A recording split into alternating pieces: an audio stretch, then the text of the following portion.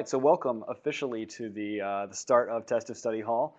Today we're going to be going over everybody's favorite topic, the essay. Essay is very much maligned category on the SAT. It scares people. I think partially because it's a very subjective category. They know it's going to be graded by a human, which means it's not as easy to control as some of the other areas of the test. A little bit about myself. My name is the real Tom Rose. I'm one of the co-founders of Testive, which means I'm a test prep nerd. So it really gives me a great pleasure to be here with you guys and share any of the accumulated wisdom that I have about the test and make it a little bit easier for you guys. I'm also a professional teacher. I've been teaching for about 10 years. And a little known fact about me, I'm also a professional writer, which is part of where I have the expertise that I can share with you about writing for the SATX essay. I'm not only am I a professional writer, I write for Testive, I write some of the strategy guides, I write questions, I've written grants and things like that. But also I'm an expert in the SAT essay itself, having worked with hundreds of students specifically on essay. Worked with thousands of students at Testive on the essay indirectly. So we have a lot of experience helping people succeed at the essay and getting really good scores. And on the essay in particular, I have really great news for you guys. It's actually one of the best areas on the SAT for study and deliberate improvement. So here's a little overview of the essay in general. First of all, it's the first section of the test. So right as you enter, it's going to be the first thing that they hit you with. Boom. It's a little jarring. It's only 25 minutes long, and that if it sounds long to you, don't worry, it won't feel long. It feels blazingly fast. If you don't have a lot of experience writing by hand, as many people don't nowadays, since we have so many computers, you may want to give this a couple of practice runs because you'll soon find that writing 2 full pages of well thought out written content actually takes about 25 minutes itself, and you really want to save time to do spell check and other things like that if you can. Also, the essay matters less than you think. So if you're out there right now and you're really scared of the essay, don't be so much, because the essay, it is valuable and it's worth you putting time into it so that it's not a wasted area, but it's not something that you have to excel as a master at in order to do well on the SAT. How do you get better at the essay? 2 big things, which are going to be the focus of our study hall today. The first one is knowing what the readers are looking for.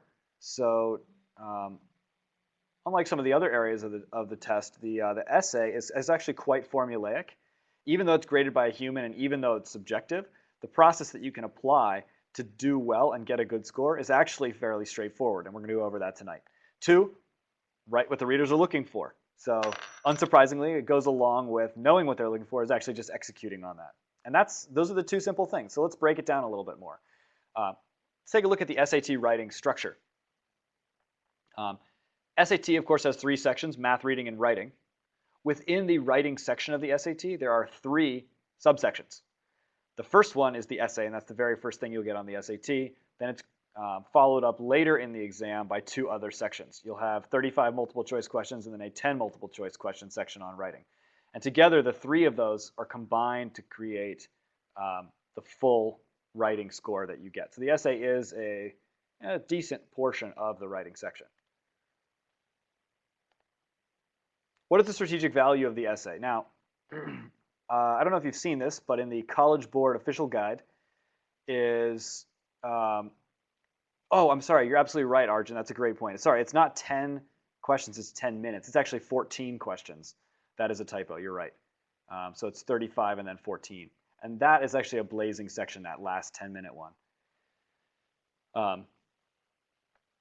Here we are, strategic value of the essay. Each point on the essay is worth about 2 correct multiple choice questions. So for example, if you're scoring roughly a 500 if you're scoring roughly a 500 on the writing section and you're currently scoring a 6 on the essay, if you move from a 6 to a 7, that's going to be worth the same to you roughly as getting 2 more multiple choice questions correct. And you saw before there's what, 49 writing questions. So this is like if you're getting a 500, you're probably scoring. I'm just guessing now, but say you're scoring something around, you're getting like 30 of those correct. Getting a 7 on the essay instead of a 6 is like getting 2 additional. So you go from a 30 to a 32, something like that. If you want to know exactly, and I urge you to do this, get your College Board official guide, which has, in the back of it, it has tables where you can look up real SAT scores. One of the reasons why I can't quote you exact numbers is because they're actually different test by test. But generally speaking, you get about 2 correct multiple choice questions per point on the essay. So what are we targeting? Well, on an essay, what I recommend that all my students do is target a score of 8 or better. And why is it that we pick the number 8? Well, I told you, so we've talked before about the benefit of raising your score on the essay. What we haven't talked about is the challenge of raising your score on the essay. The challenge of raising your score on the essay is that it takes a lot more work to move your score from, say, a 9 to a 10 than it does to move your score from a 6 to a 7.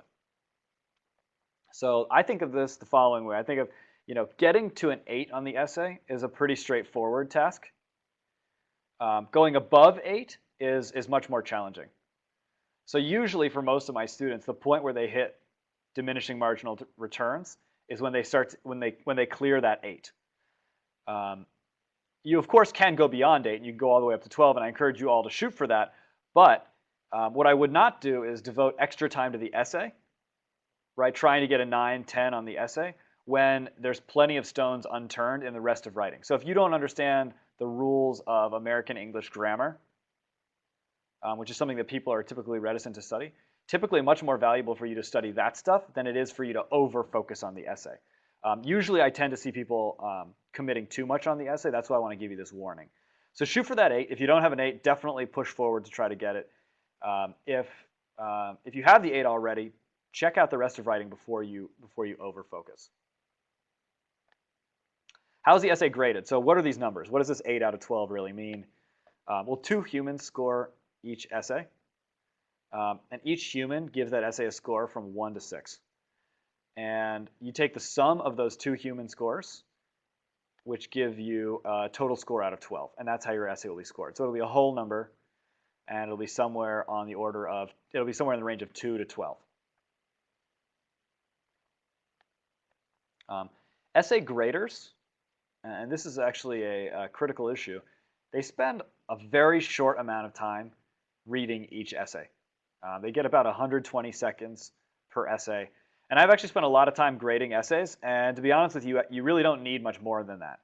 I'm going to share with you the rubric that I used to use grading essays. And this is a rubric that we've used with thousands of students to great effect. So it's a very simple rubric, and it's designed to present decent writing to a reader that you know is processing your writing on a 120-second time frame. Before we get to Justice is asking, can you make up examples in your essay? Short answer, Justice, yes. We're going to come back to that a little bit later. So hold on to that question when we get to the examples stage. Before we get on to the system that you should use for your essay, I want to start out with a big warning, which is ignore the following things, and you will most certainly fail at moving your score up in the essay. So these are very important. The first one is you have to fill every line. So the essay is handwritten, and you get a certain amount of space. It's really, really important that you fill up absolutely every line in that space. Now, I know, actually, tell me in the chat window, how reasonable does that sound? Does it sound like a good, useful thing that's really important for good writing, that you'd be able to conform to a very specific amount of space? No, it's not really that useful of a thing. Nevertheless, it is very important for your SAT score. So if you want to do really well at the essay section on the SAT, it's important for you to kind of fracture your thinking a little bit. It's not enough to just write well. You need to write well, and you need to measure up to the rubric that you're going to be measured with. And one of those things is that you fill every line. So even though this is nonsense, and we're all acknowledging that, please remember to fill every line of that essay. It's one of the single biggest things that I see people make the mistake of doing, and that keeps their score from from rising up to a level of 8. Second thing, write neatly. It's tough for me to, actually, a really good example of sort of handwriting that's right on the edge. In the College Board Official Guide, there is an essay in there that you can read. It's right in the middle of the guide. It's handwritten, and you can see that is a good example of handwriting that is right on the edge. You probably know the difference between neat and not neat handwriting. If you're unsure, write something by, like, take your essay that you've written for the SAT, show it to a friend. If they struggle to read it at all, you need to clean it up. So remember, the readers only have 120 seconds to go through these. If they have to struggle at all to understand what you're writing, you're basically assured to not get a good score. So fill every line and write neatly. These, by the way, are two things that take extra time. Remember I was saying before, you have 25 minutes to do the essay. Filling every line and writing neatly, those are very difficult things to do if you only have 20 minutes. So you need to be very efficient as you do this. Those two things are the most common reasons people score below an 8. They're both nonsense reasons, but the truth of the matter is that's what holds people back. Now, so what are the things that you should do if you want to succeed at the essay?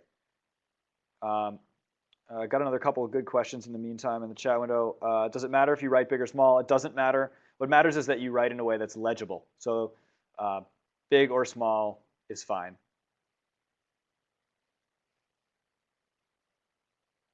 Okay. 4 steps to your success on the SAT essay. Number 1, numero uno, ignore the first part of the prompt. Use the second part. It will have a question mark. I'm going to show you an example prompt in a moment. What you'll see on the example prompt, or if you've already done an essay in the SAT, there's a whole bunch of extra garbage that they present to you before they get to the actual question. Ignore all the garbage. It's totally irrelevant. You don't even need to read it. When I take the SAT, I literally don't even read that stuff. It's basically a time waster. Second step, outline your work before you start. This is critical. Somebody was just talking about this in the chat window. They said, I always need extra paper so that I can do an outline. So you can't have extra paper on the SAT, but you should make an outline. But there's plenty of space in that answer booklet for you to write somewhere slightly different, right near the prompt. For most people, I recommend that you follow the basic structure of introduction, and then 2 example paragraphs and a conclusion. So you have intro, example, example, conclusion. You're not given any extra time to do an outline. You have to take this out of your 25 minutes. So when you do your outline, you want to be very speedy about it. The reason why I suggest an outline as a speed tip is because I've found that knowing what you're going to say allows you to write much quicker when you actually say it, because you don't have to stop and think about what you're going to say next. You're much more likely to put something together that's coherent and be able to do so in a really rapid-fire way. Kim, is this the typical structure? Yes. The structure you might be familiar with is a lot of people are taught in high school a 5-paragraph essay structure, which is intro, body, body, body, conclusion. On the SAT, we're basically using the 5-paragraph essay structure. We're just cutting one of the bodies because you don't have time or space to write 3 good examples. It's also, you'll find it's faster to write 2 longer examples than it is to come up with 3 good short examples. So that's another speed tip, is to just have the 2 examples. Also, if you read examples of really good essays, there's a couple in the College Board Official Guide that you can read. The good essays that they have that score 12s, they always have 4 paragraphs. So I'm not saying you can't get a 12 with some other structure, but you definitely can with the 4. So I would stick with that because it's something that we know works. You won't be penalized for only having 2 examples. Definitely not. I recommend exactly 2. That's my recommendation. 1 is too few. 3 is not too many, but it may take too long to do well. So I recommend that you shoot for exactly 2. Step 3, have a clear one-sided thesis. This is very, very important.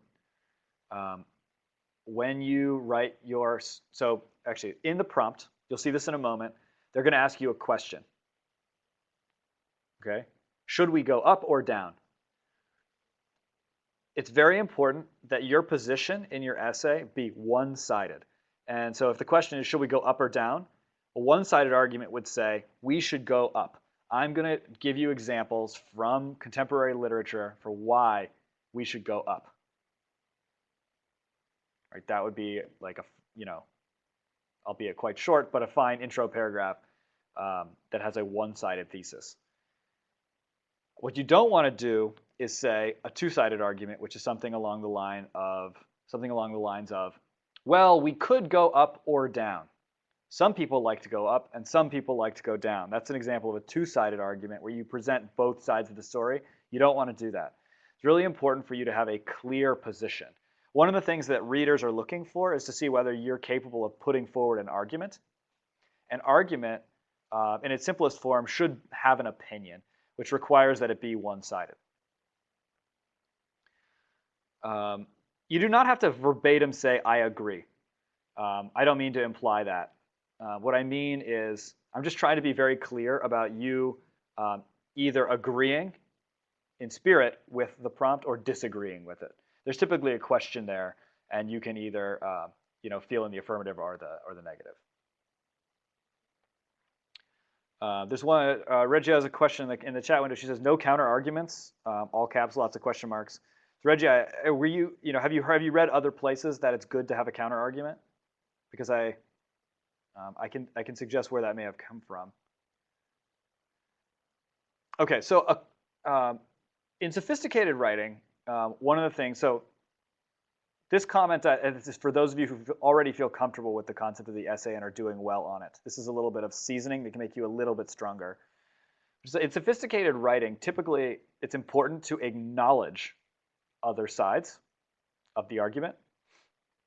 It is possible to acknowledge the other side of the argument and still have a one-sided argument. The way that people typically do this for the SAT is they will give a quick nod to the other side of the argument in their conclusion.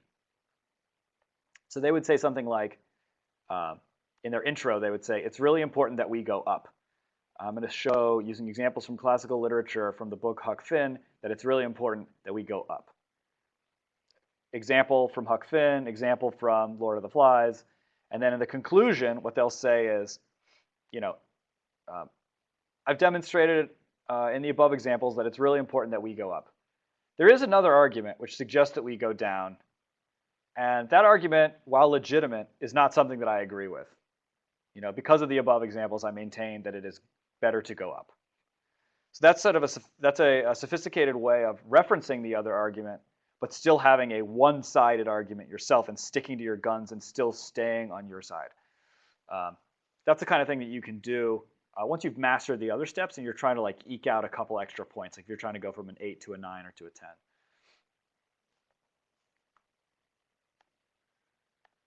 Fourth step for success, use specific examples from literature. So we're going to come back to this, but there's a basic hierarchy of examples, and the best thing you can do is use examples from literature. History is also pretty good. So a couple of examples on some of these important points. Good question in the chat window. Are we allowed to use first-person pronouns? Yes. Feel free to use first-person pronouns. That's not prohibited. It's not considered bad writing or bad style.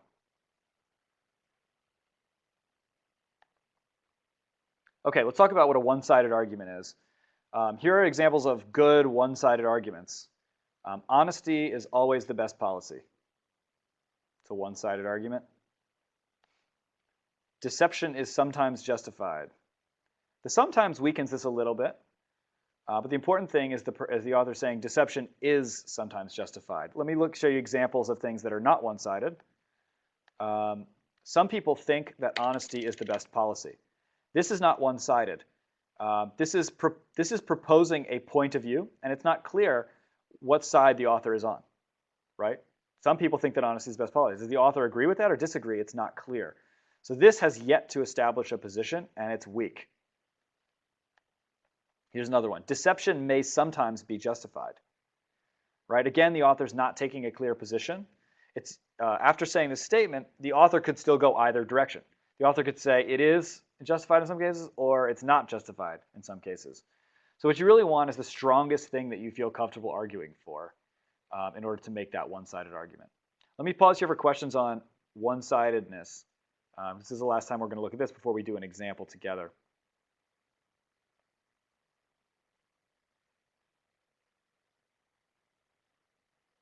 If you do have questions about them, please type in the chat window. Try to get to as many of those as possible. Olivia, will the prompt not encourage you to create examples? I'll show you an example of a prompt in a moment. And the prompt actually specifically references examples as being the type of thing you might use. Personal examples are weaker than classical literature examples, but they are acceptable.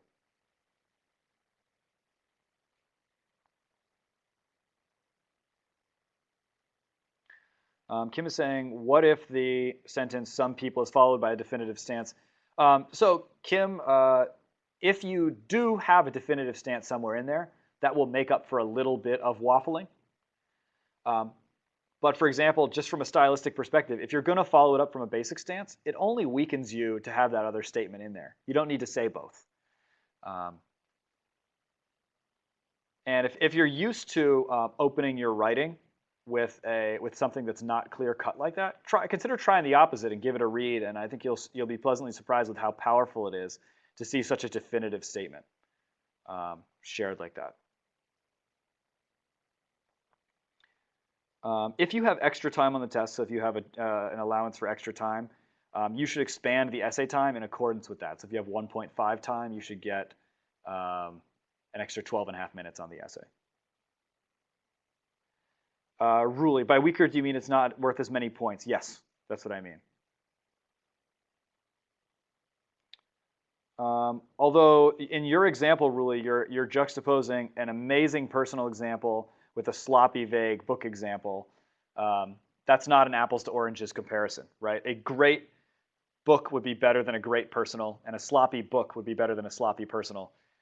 If you start to get to the point where you're making a trade-off, well, I can make a sloppy book or a great personal, it's hard to know. I would probably, based on the way you're putting it, I'd probably go with the great personal example, but I think would probably be superior in that case.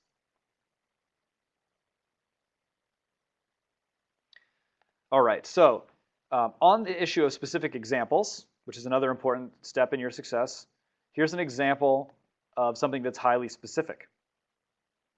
My brother helped his best friend cheat on a math test, but confessed the truth immediately afterward. So really, here's a good example of personal experience that's being shared. And what makes it specific? Well, it's about something that actually happened to the author. This literally happened. It's what we call an anecdote. It's a story. Here's an example of something that's not specific. If one were to help someone cheat on a math test but confess immediately afterward, he might receive clemency. This is a hypothetical. It's not an anecdote. It's not a story. It's something that you're asking to the reader to consider might happen. And this is weaker than a specific example. Right? So as much as possible, you want to use strong, definitive, one-sided arguments and strong, definitive, specific examples. So I'd like to give you guys a chance to do this. And let me give you an example of a prompt. Oh, I'm sorry, one more thing first. We have the example hierarchy. Some of you were asking about this, and I said we'd come back to it. Here's where it is. The prompt calls for one of four things, and those four types of examples live in a hierarchy. Some are better than others. Examples from classic literature are the best. Right? So here's an example. Consider the actions of Jim, an oppressed slave, from Mark Twain's classic novel, Huck Finn. Great example of a example pulled from literature. 2, historical figures, almost as good as literature examples. Gandhi encouraged his followers to symbolically burn their British-issued identification cards in a display of nonviolent resistance. Also notice how all of these are very specific. 3, studies. A recent Harvard study indicates that only 1 out of 20 people would refuse to lie in a life-threatening situation. And then finally, sort of the lowest tier here is observation, just things that you have noticed. My brother once cheated on a math test but came clean immediately afterward. So I don't mean to say that if you do observation that's wrong. I just mean to say that it could be stronger if you came up with something that you could reference from literature that the reader might already know, which would make for a stronger argument, right? So if you can cite things that the reader is in touch with, that's better. That said, if you can't think of something and you need to use a personal example, that's fine. What I usually do, personally, is I do one example from literature and one personal. So it feels like if you're sitting there thinking, didn't you just contradict yourself? Isn't that weaker than using 2 literature examples? The answer is yes. That actually is weaker than me using 2 literature examples. The reason why I do that is because I've learned for myself over time that I can't come up with and execute 2 well thought out literature examples in 25 minutes. It's a limitation of me personally, so I use one observation to save time. It would be better if I could come up with 2 literature examples, and I think I would. It would be easier for me to score that 12 with 2 literature examples. I've scored 12 without 2, but I think I have a better shot when I get the 2 literatures in there. Doesn't matter if the weaker one goes first or second. I'd probably put the literature one first under the thinking that maybe the author only reads the first half of it, or sorry, the reader is only going to read the first half of it. Doesn't really matter though. This PowerPoint is available at www.testiv.com in a written format. It's not exactly the PowerPoint, but it's the same content in a prose form, and you can go download it there. Okay, here's an example prompt. And I want you to see how much extra garbage there is. So look at all this. Sometimes it's necessary to challenge what people in authority claim to be true, although some respect for authority is no doubt necessary in order for any group or organization to function. Questioning the people in charge, even if they are experts or leaders in their field, makes us better thinkers. It forces all concerned to defend old ideas and decisions and to consider new ones. Sometimes it can even correct old errors in thought and put an end to wrong actions. All of that stuff, this whole section up here, you can ignore. It's not a useful time spend, so I'm just going to cross all of that out. Right, don't even read it. And then if you come down here into the assignment, it is important to question the idea, or is it, ooh, that's a typo. This should say, is it important to question the ideas and decisions of people in positions of authority? So it's a question. That's a really important concept. So the assignment will always start with a question. And then it will be followed up with this explanation, the same wording every time. Plan and write an essay in which you develop your point of view on the issue, support your position with reasoning examples taken from your reading, studies, experience, and observations. You can ignore all of that stuff as well. Right? So the only thing that you really need to process is this first statement right here. That's it. This is the whole thing that you need to read right there. Everything else can be skipped.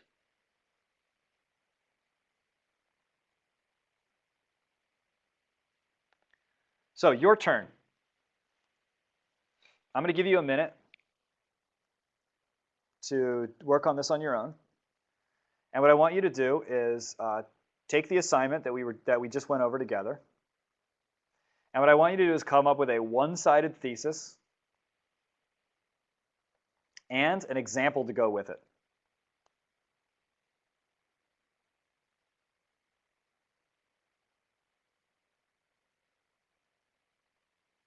Olivia, should we opt for more formal 5-paragraph essay format or more, quote, using the following examples I will show? It's not clear to me, Olivia, how those are mutually exclusive.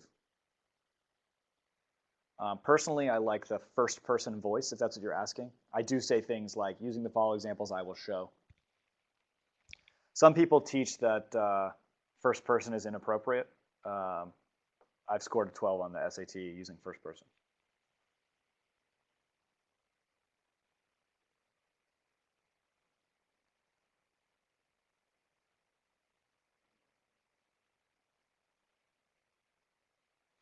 So I'm going to stay silent here for another 30 seconds or so for you guys to come up with a one-sided thesis and an example, and then I'll be back on to answer some of these other questions.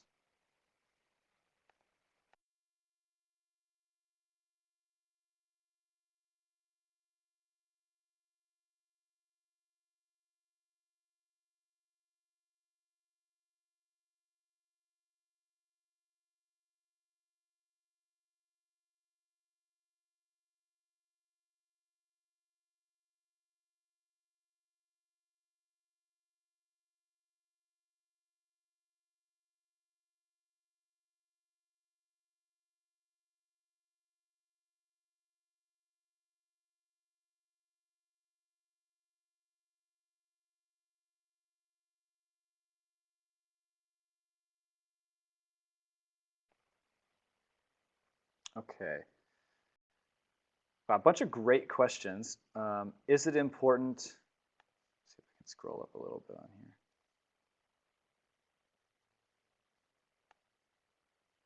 Let's scroll up the chat window for just a minute. How many SAT words should we use in the sentence to catch the reader's attention? You don't need to like catch the reader's attention with vocab words.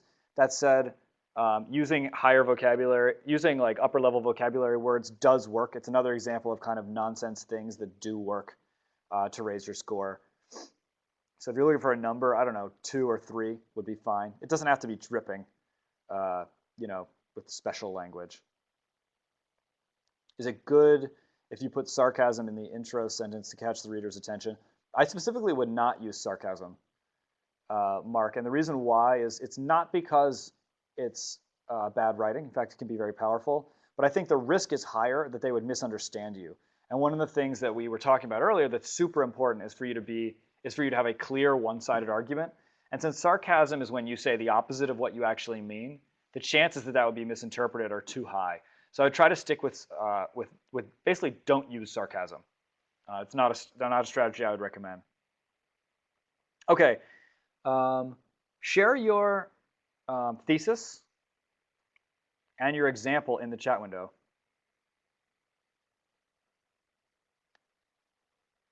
Some of these are great. Questioning decisions, so great, Fevin. Questioning decisions of authority is always important. Great one-sided argument. Armani, great. Authority figures and their ideas should be questioned. Great example. Huck Finn. Huck questions the idea of slavery that his authority figures believe in. Perfect. Sremich, everyone has opinions and views on an authority's position. It is in their right to question any decisions they feel incorrect or wrong. Take the case of the characters in Lord of the Flies. So Sremich, this one I think is one that you could strengthen by making your position more clear. It sounds like I'm not sure which direction you're going to go. Whether you're saying, it sounds like you're arguing that it's possible to go either way, and you could make the argument that it's acceptable.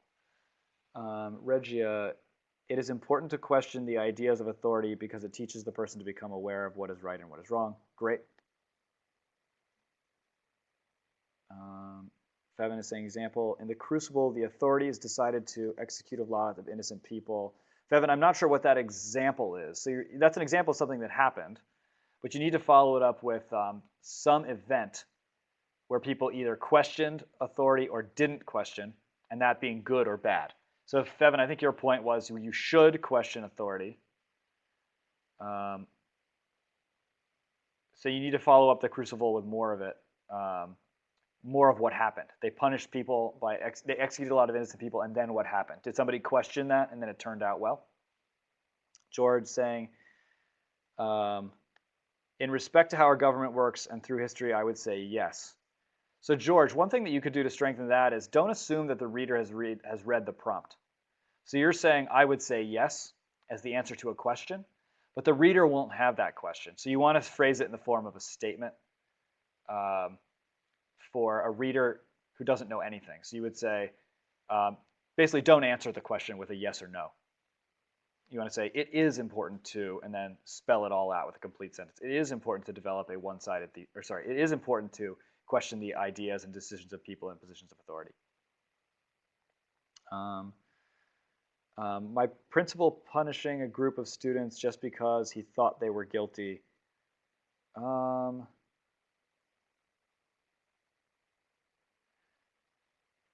It's not clear to me, Fevin, how that's an example of somebody questioning authority. So again, both of your examples, Fevin, so far have been examples where the authority figure is doing something, but nobody ever questions or doesn't question that authority figure in your examples. Josh, it is important to question people in a position of authority. Great intro, right? It is. And then you followed up with an example because history has shown that this is necessary. Okay, so you're setting up the fact you're going to use a historic example. For instance, when the German people did not thoroughly understand and delve into the Nazi Party's plan, this led to disaster for the German nation and the world. So that, Josh, this is a great example. It's right on target. Except it I have a rule which is for my SAT essays, which are no Nazis. It's the no Nazi rule, which is just which I would apply here. Which it's always like Nazis always feel like a great example for everything because it's so extreme. Um, but it actually falls into the trap of being so extreme that and it tends to be a turnoff. So I apply the no Nazi rule here. Although your example is right on, just pick something else. Olivia, in society, it's important to question the ideas and decisions of people in positions of authority. Great. Primarily allows to one to further their knowledge as they may not have all the answers themselves. Great. Example, in today's world, our government is keeping info from us. Shouldn't think they're doing it for good of us. So I want to see your example be more specific.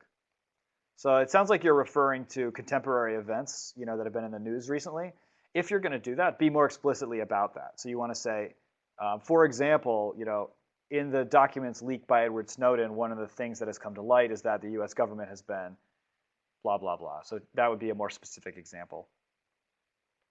Tinza. I'm going to have to stop doing these. This is really great and super effective. I'm going to have to move on. And then I'm going to come back. I'm going to move on and finish the study hall. And then I'm going to come back and I'm going to read all of these examples and give you guys feedback before the end. Okay, but thank you for those so far. And I think it's becoming more clear what's a good specific example and also what it means to have a one-sided thesis.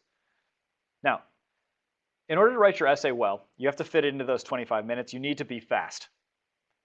In order to do that, one of the things that I like to do is keep a list of 3 go-to literature references that you can use, that you pull from on a regular basis. This is a little bit like cheating because you're not fitting the reference to the idea. But what you can do is pick 3 stories that have diverse concepts in them that are broadly applicable, so that the chances that they will fit are very high. The 3 that I personally use are Huck Finn, Lord of the Flies, and 1984. You do not need to use these 3. These are just examples. I particularly would use something that you have personally read so that you have a really rich memory and understanding of that book, and it will make it more likely that you'll be able to pull an example from it. But any classical literature book is going to have many different complex concepts and themes in it that you could pull from. So just 2 or 3 of those would allow you to get it done. In order to have it in order to put forward a literature example, you need to be able to quote the book, the author, and the character name. That's really important. It's not enough to just say, like in Huck Finn. You need to say, like Huck in Mark Twain's classic novel, Huck Finn. That's a good reference. So that is the SAT essay in a nutshell. To summarize, it's the first section of the test. It's 25 minutes long. It matters less than you think. And you can get better by 1, knowing what the readers are looking for, and 2, giving it to them.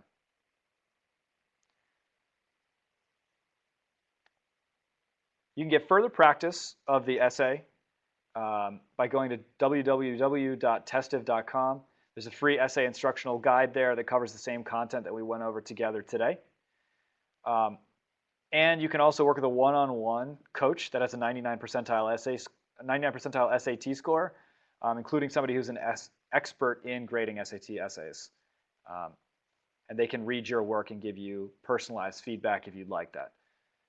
It takes a lot of work to put together Testiv and study hall, so I'd like to acknowledge Miro, Kazakov, Jackson Harvard, Noel, David, Pikachu, Chippendale, Lee, the chemist, Akamondo, Shonak, the closer Patel, Morella, Brazil Crespi, David, Chubby Shorts, High Song, Charles, Kitten Smuggler, Reese, Abby, the Saint Engelstead, Will, the Institute, Eaton. You've been watching studyhall.testiv.com. We put this on every Mondays at 9 p.m. Eastern, 6 p.m. Pacific. It's been great working with you guys today. I'm the real Tom Rose. Thank you so much for coming.